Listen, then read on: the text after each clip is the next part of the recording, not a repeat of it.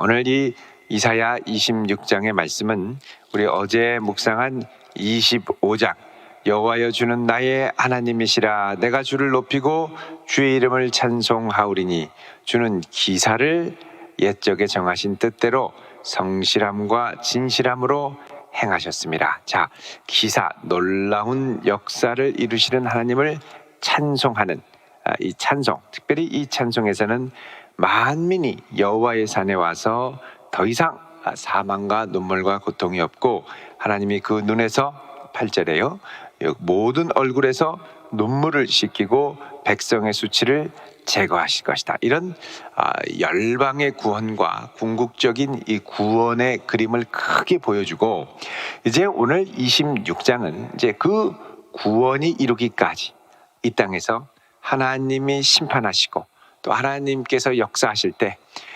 하나님을 끝까지 신뢰함으로 구원을 받을 이들이 드리는 찬양. 그러니까 앞에서는 이제 25장에서는 전체의 이 마지막 회복되는 영광의 구원의 역사가 있다면 오늘 이 26장은 이 하나님을 의뢰함으로 날마다 얻는 이 살아남고 하나님의 구원을 체험하는 그런 하나님의 신실한 성도들이 올리는 이 찬양에 대해서 오늘 이제 말씀을 하고 있습니다. 자, 오늘 말씀 1절에 보면 그날에 이렇게 시작합니다. 그날에, 이 그날에는 하나님의 구원이 이루어지는 그때에 유다 땅에서 특별히 하나님의 선민의 백성의 땅, 이제 구체적으로는 유다 백성들, 남유다 백성들 살아남은 땅이고 좀 더 넓게는 나중에 포로에 갔다가 끌려갔다가 바벨론에 다시 돌아와서 온전한 복음의 능력으로 회복되는 하나님의 모든 선민들, 백성들까지를 말합니다.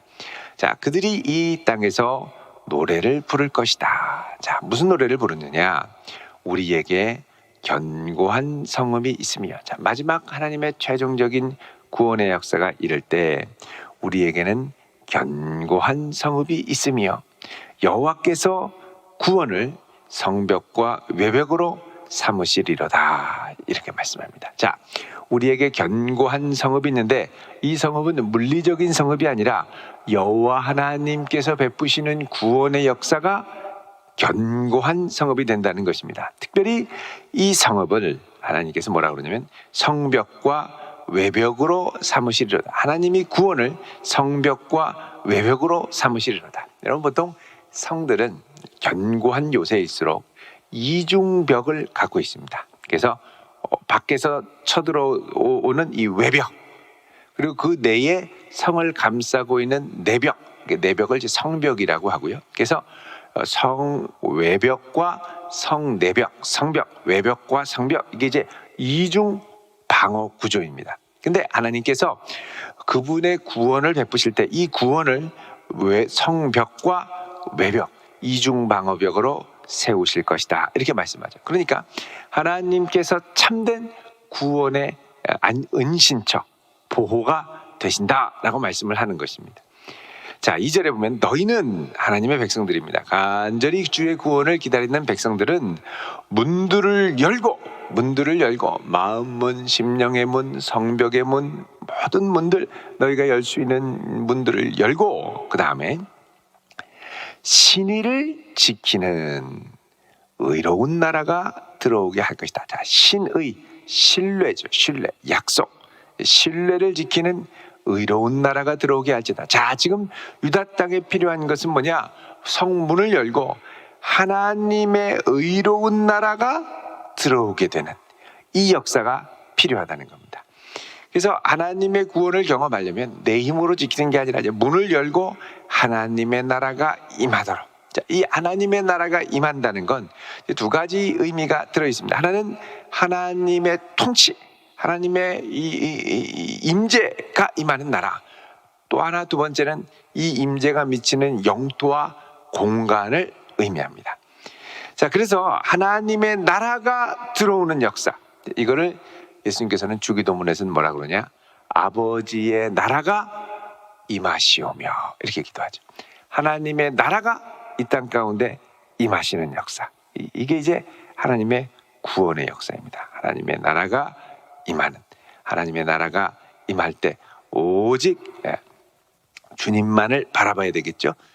하나님의 구원만이 참된 소망이 되는 걸 알고 믿고 고백을 해야 됩니다.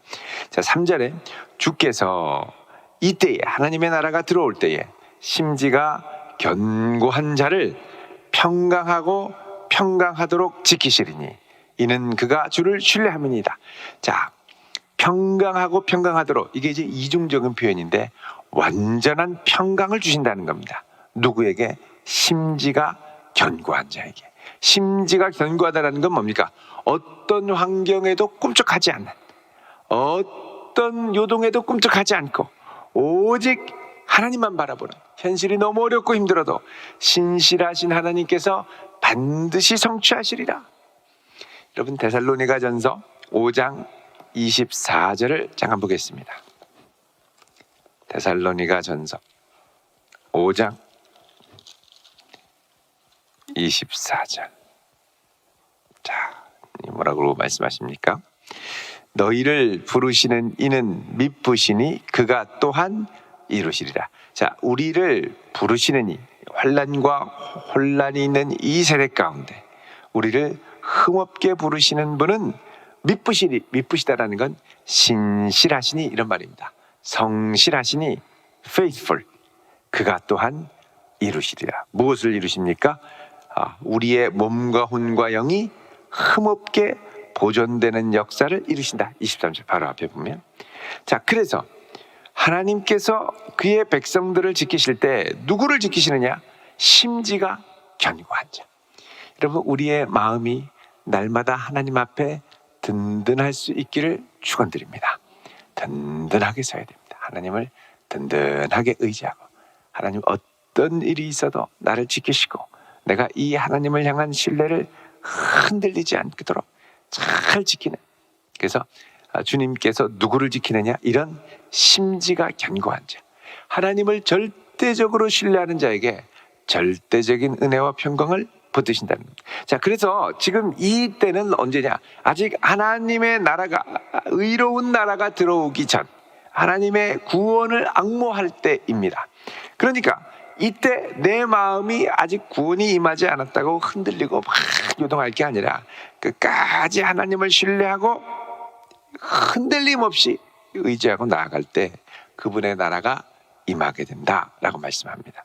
4절에 너희는 여호와를 언제까지요? 영원히 신뢰하라. 자, 그래서 여기서 이제 평강의 문제가 신뢰의 문제와 아주 밀접한 관계가 있습니다. 하나님을 절대적으로 믿지 않으면 주님이 주시는 평강을 맛볼 수가 없는 것이죠. 그래서요, 이제 4절 그 다음에 보면 여호와는 영원한 반석이시미로다. 자, 반석이 무엇입니까? 흔들리지 않는 든든한 바위. 누가? 여호와께서 우리를 붙들어 주시죠. 그래서 12절에 또 나옵니다. 이게 전체 주제가 아주 주님을 신뢰하는 것과 평강을 누리는 것에 대해서 말씀하는데, 여호와여 주께서 우리를 위하여 12절에 평강을 베푸시리오니. 자, 평강을 베푸시는 하나님, 우리의 모든 일도 우리를 위하여 이루심이. 자, 여기 보면은 반복되는 표현이 뭐냐? 우리를 위하여. 하나님이 평강을 주십니다. 누구를 위하여? 우리를 위하여. 하나님께서 이 모든 혼돈과 어려움 가운데서도 우리를 지키십니다. 누구를 위하여? 우리를 위하여. 우리를 대적하시면, 하나님이 우리를 위하시면 누가 우리를 대적하리요? 고백하죠. 이런 하나님이 주시는 평강으로 우리 하나님을 영원히 신뢰하라. 여호와는 영원한 반석이시미로다. 그러죠. 자, 그러면서 이 세상에 권세 있는 자들, 5절에 높은 데에 거주하는 자를 낮추시고 솟은 성을 헐어서 땅에 엎으시되 진토에 미치게 하셨도다. 예? 아무리 교만하다 하더라도, 세상의 제국들과 나라들과 권세들이 아무리 높고 기세등등하다고 하더라도 하나님이 밟으신다. 이 땅의 궁핍한 자가 그 성의 잔해를 밟고 갈 것이다, 얘기를 합니다.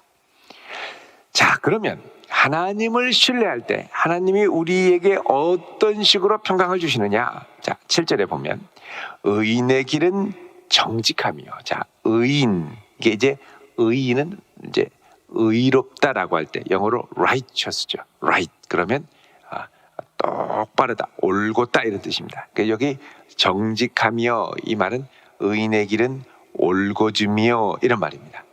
근데 올곧은 의인을 지키시는 하나님은 어떤 하나님이시냐?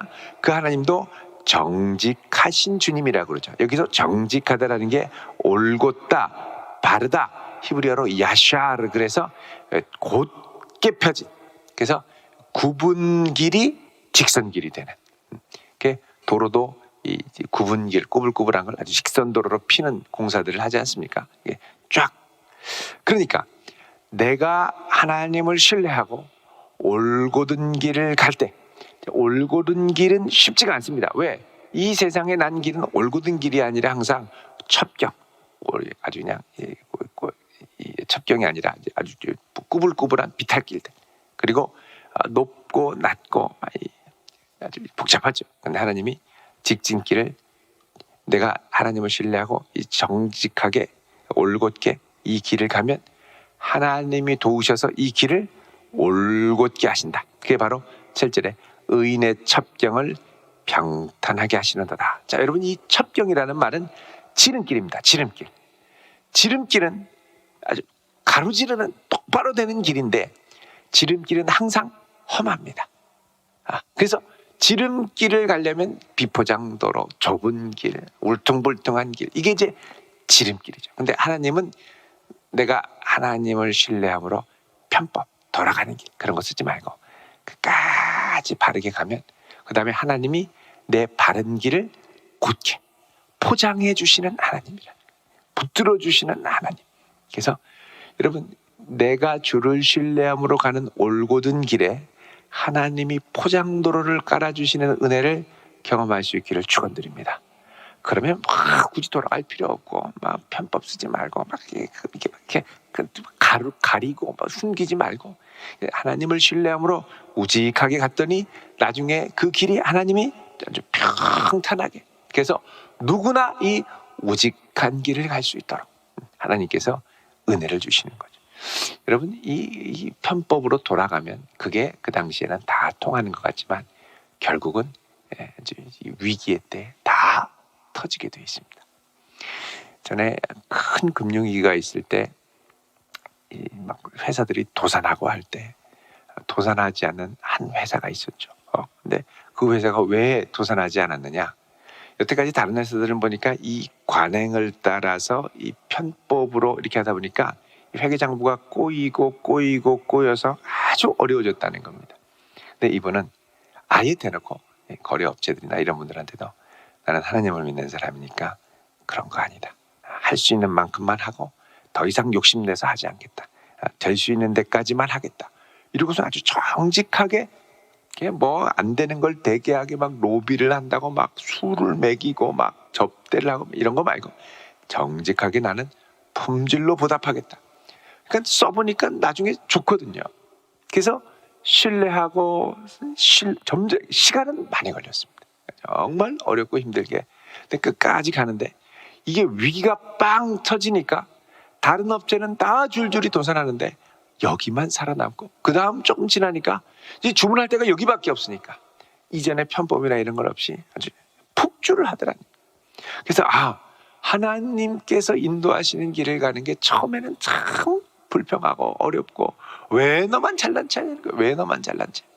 근데 끝까지 가다 보니까 하나님이 이 첩경을 평탄케 해주시는 은혜를 경험하더라는 겁니다. 그래서 끝까지, 그래서 8절에 여호와여, 주께서 심판하시는 길에서 우리가 주님을 기다렸사오며 주의 이름을 위하여 또 주를 기억하려고 우리 영혼이 사모하나이다. 끝까지 하나님이 올곧게 하시는 그 길을 기다리고 사모하며, 9절에 밤에 내 영혼이 주를 사모하였으니, 밤은 하나님의 통치 질서가 없는 아주 혼돈과 공허의 타임이죠. 그때 내 영혼이 끝까지 주를 신뢰하면서 내 중심이 끝까지 주를 구했더니, 자, 하나님께서 은총 주시기를 구하는 거죠. 근데 이는 주께서 땅에서 심판하시는 때에 세계의 거민이 의를 배웁니다. 자, 하나님께서 그 결과를 보여주실 때 세계의 거민, 많은 주변에 있는 이들이 야, 저렇게 올곧게 가는 길이 결국은 맞는 길이네를 배우게 된다는 겁니다. 그런데 우리를 괴롭혔던 악인들은 10절에 은총을 입을지라도 의를 배우지 아니하며.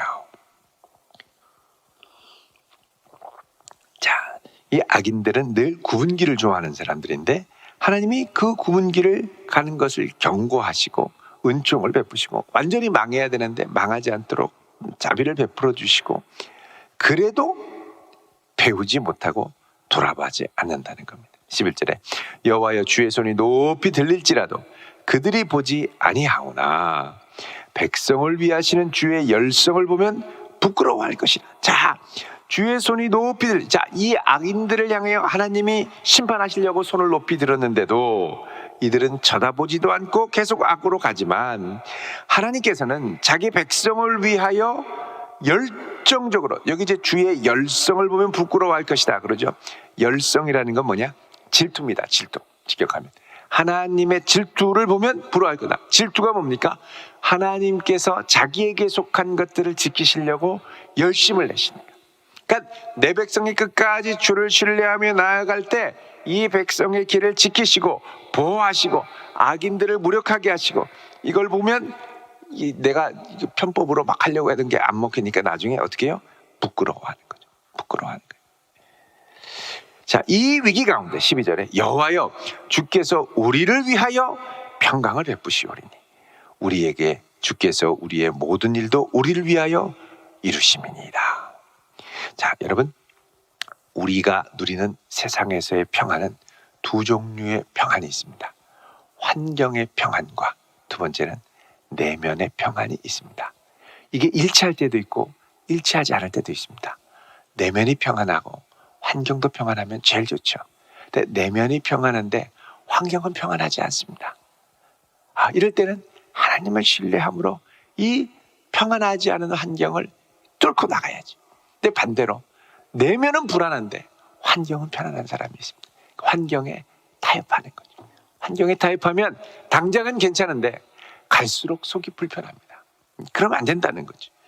하나님이 우리를 위하여 베푸시는 것을 신뢰하고 내 내면의 평강을 견고한 심령으로 지켜가야 한다고 말씀합니다. 13절에 여호와 우리 하나님이시여 주 외에 다른 주들이 우리를 관할하였사오나 우리는 주만 의지하고 주의 이름을 부르리이다. 자, 다른 주들이 우리를 관할했다. 이 다른 주들, 너무 많은 주들이 많습니다. 이 너무 많은 주들이 요구하는 걸 따라가다 보면 이제 거짓 평안으로 만족하게 되는 거죠. 근데 참 주님을 따라가다 보면 환경은 어려워도 내면에 참된 평안을 붙들고 나아간다는 겁니다. 그래서 14절에 그들은 죽었은즉 다시 살지 못하겠고 사망하였은즉 일어나지 못할 것이니 이는 주께서 벌하여 그들을 멸하사 그들의 모든 기억을 없이 하셨습니다. 자, 하나님이 결국 궁극적으로는 이런 악인들을 심판하실 것이라고 말씀을 합니다. 15절 이것을 통하여 여호와여 주께서 이 나라를 더 크게 하셨고 이 나라를 더 크게 하셨나이다. 스스로 영광을 얻으시고 이 땅의 모든 경계를 확장하셨나이다. 자, 이렇게 하나님을 신뢰하고 사는 백성들이 하나님 앞에 은총을 입는 것을 만민들이 보고 알도록 하나님이 그 나라를 더 확장하신다는 거예요. 그게 바로 이 땅에 임하는 하나님의 나라가 점점 확장이 되는 거죠. 가루 서말 갖고 부풀게 한 누룩이 점점점 이 빵을 부풀게 하는 것처럼 겨자씨 한 알이 점점 커서 모든 나무들보다 크게 자라는 것처럼 하나님의 나라가 점점 확장된다는 것을 말씀을 합니다. 자, 이제 이런 하나님의 은혜가 일어나면서 27장 1절에 보면 그 마지막 날에 여호와께서 그의 견고하고 크고 강한 칼로 날랜 뱀 리워야단. 리워야단은 이제 성경에서 나오는 뱀, 사단, 옛뱀, 마귀를 상징하는 혼돈과 공허의 세력의 중심에 있는 이 혼돈과 공허의 아주 상징적인 장소가 바다인데 바다에서 온 세상을 이제 혼란스럽게 하는 게 리오야단입니다.